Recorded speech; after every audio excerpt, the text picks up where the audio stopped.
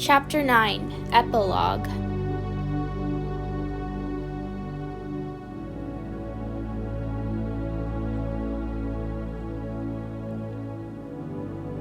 It was still hard, beyond hard, being a slave. It was pure torture, and our kids were being tortured. All kids were being tortured. The ones pulled from their families most of all. But we did give them something. We gave them all something. Pavlin and Cactria and Mephalia and Olenin and Davi and Andronica and Evelyn and Levi and all of the rest of them. We gave them a secret to keep. We gave them tangible hope. And it helped them late at night when the torture became too far beyond too much to bear. It helps them. The box was passed around from slave to slave to slave to slave.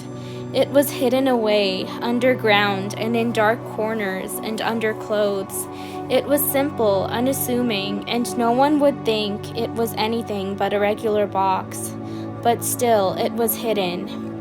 It was secreted in many ways and snuck from field to field, mine to mine, house to house, factory to factory, ship to ship, warehouse to warehouse, store to store, and the list goes on. It went from place to place to place to place, and it went to the earth people of every place. In each and every place, the slaves took the box and whispered to it, talked to it, sang to it, cried to it. They told the box their fears and pains and hopes and dreams and wishes. They told the box of their love and their rebellion and their secrets and their truth. They prayed near the box, and they talked near the box, and they kept the box close by as they bade their people good night. And the box grew in its power, and it grew in its power. What seemed impossible happened. The box grew in its energy and its power, and with it, so too did the people. The people treasured this treasure well, and it treasured them back.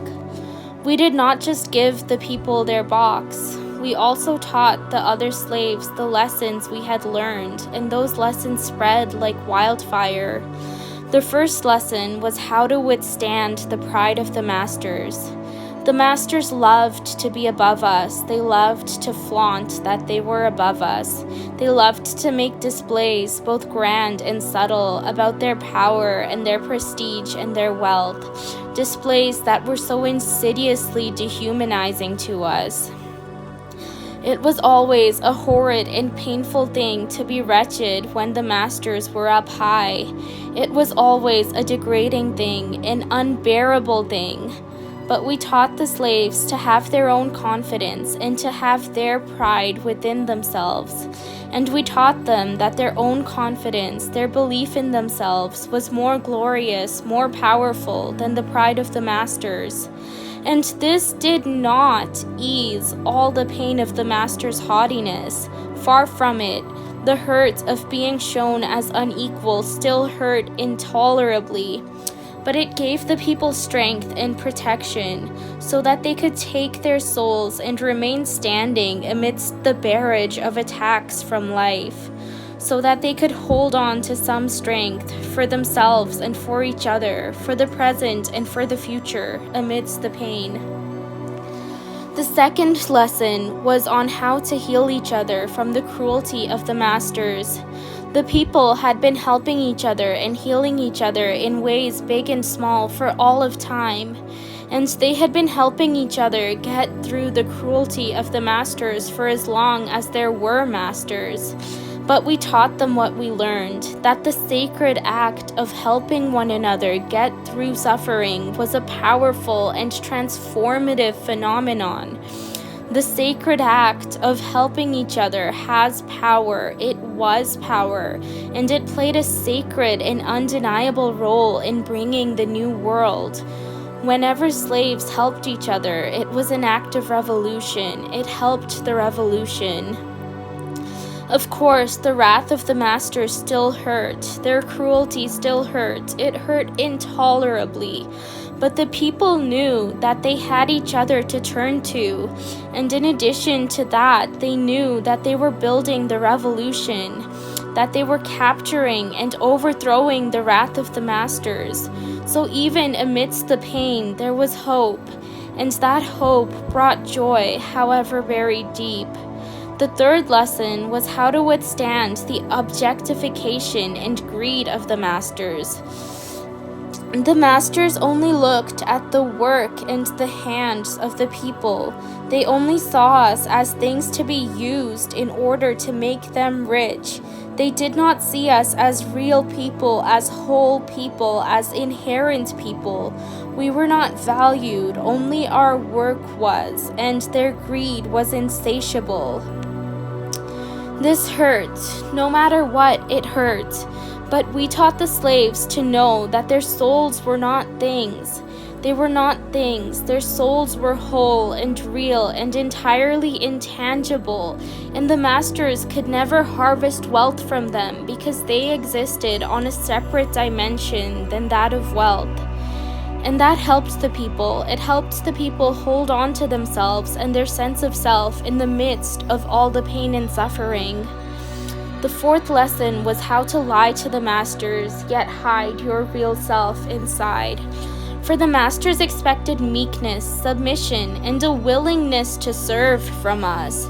They expected us to be satisfied with our lot in life, and we had to put up that front in front of them. We had to make them believe that we were submissive and servile and complacent in our places. It hurt to have to hide our rage, hide our pain, hide everything that we are, and to smile and be polite. It always hurt unendurably. But we knew how to take our soul and keep it hidden away from them, but in view to us. We knew how to separate the mask from reality. We knew that the mask was separate from reality. And even though it was often hard to distinguish between the two, especially when we had to live in the mask all day, we still knew that our real selves were separate from the selves we put forth for the masters. We taught the Earth people that there was no justification for the slavery we were under, no matter what the Towerpeople said or believed. We taught them that we were all one and we were all together in our struggle for freedom and equality and power. We taught them how to meditate, how to feel the pain, how to feel their pain and their rage and their hope and their love. How to feel all the pain and the rage and the hope and the love of all the past, present, and future Earth people. How to feel all of the Earth people in the world who have ever walked or will ever walk the world, and how to be one with them. The people taught each other. They didn't just teach each other our lessons, but they also taught each other lessons of their own that they had learned through their lives and their experiences, lessons that they learned through their love. And we grew stronger, all of us, year by year, generation by generation, through pain and suffering and toil and exhaustion and terror and grief and hope and wisdom and rebellion and secrets and love. We grew stronger, and so did the power of the box, freed and nurtured by all of us.